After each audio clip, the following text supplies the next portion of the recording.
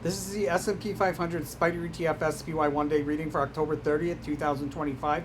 It's currently October 22nd, 2025, 12:16 a.m. Eastern Time. SPY at the time of this reading, $671.29, that's USD.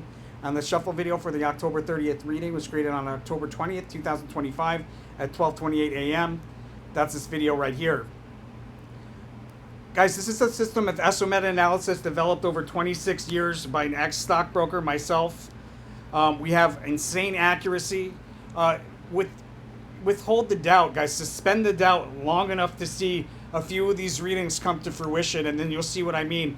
Now, remember, we're predicting a sequence of chart events hour by hour. That's what these cards left to right across the screen represent, an hour of time, roughly. But not each card's energy will necessarily line up perfectly with 1 hour of time. So you want to pay attention to the sequence of chart events before the timing. The timing is usually on point, but sometimes you need to give it plus or minus an hour or two of wiggle room because of that dynamic with the system. So just keep that in mind.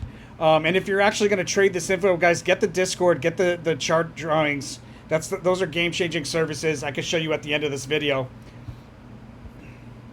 So there's a lot of price change covered, a lot of back and forth, up and down, zigzaggy volatility, and a lot of price change covered here on the 30th.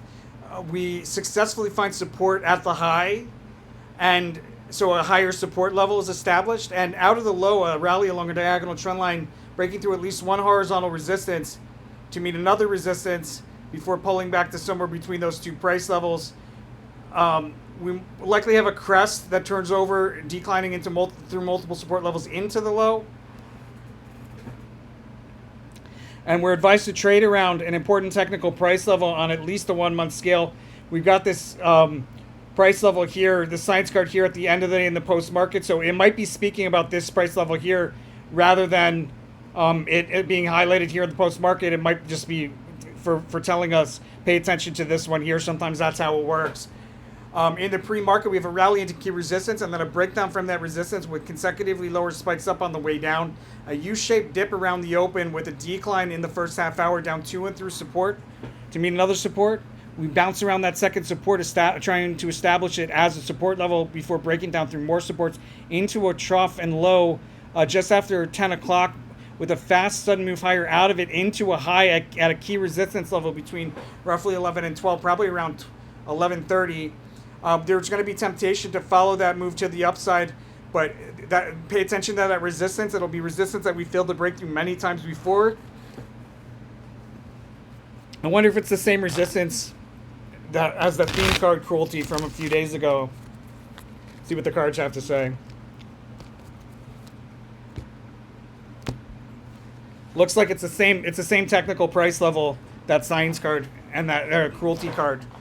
But in any case, so we decline pretty notably from that resistance into the 12 to 1 o'clock hour, and then out of that decline, a big move from the bottom of a range all the way to the top of a range, taking us back to an important technical price level where we have a failed attempt to break through resistance at that important technical price level between roughly 1 and 2, and then that's followed by a decline through key support, and then another rally in the last hour, or in the 2 to 3 o'clock hour, a rally that turns over, creating opportunity to open up a short and close a short at the close where we see a low. So we probably go from a high somewhere around that price level into a low at the close. There might even be another high here based on the correlations, but it would be a lot of price change at the close. A lot of price change at the close.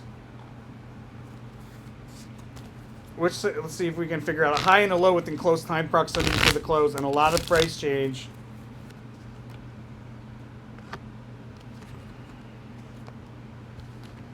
So it looks like we go from a low and then right at the close, big move to the upside back into a high.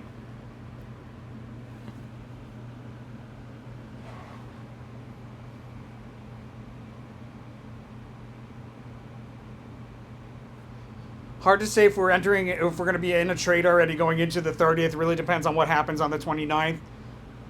But you could open up a short position at this resistance, this established resistance, and close a short position when we see a low in the last hour somewhere.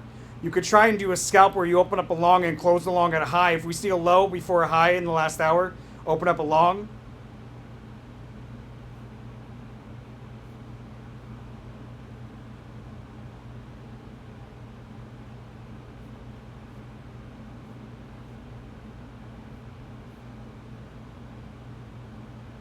Probably wouldn't hold it overnight because it's a little unclear, but that's SPY for October 30th, 2025.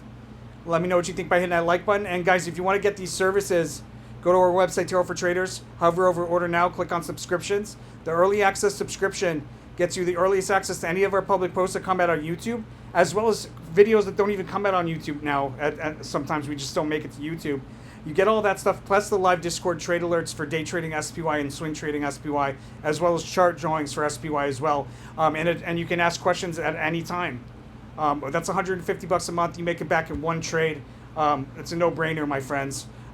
Much love and appreciation, everybody that goes and does that, and blessings to all my angel investors following the rule of karma on the resources tab of our website, Tarot for Traders. Blessings. I'll see you guys on the next one.